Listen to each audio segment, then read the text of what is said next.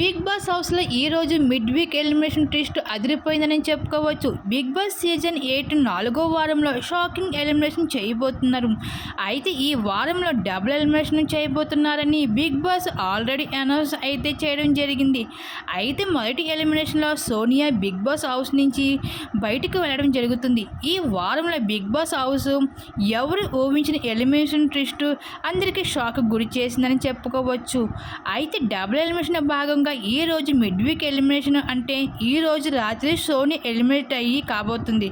అయితే ఓటింగ్ ప్రకారం చూసుకుంటే ఈ వారంలో సోనియా, ఆదిత్యకి, నాగమణికంటకి వీరి ముగ్గురికి కూడా ఓటింగ్ లియెస్ట్ ఓటింగ్ జరగడం జరిగింది. డేంజర్ జోన్లో ఉండడం జరిగింది వీళ్ళు ముగ్గురు.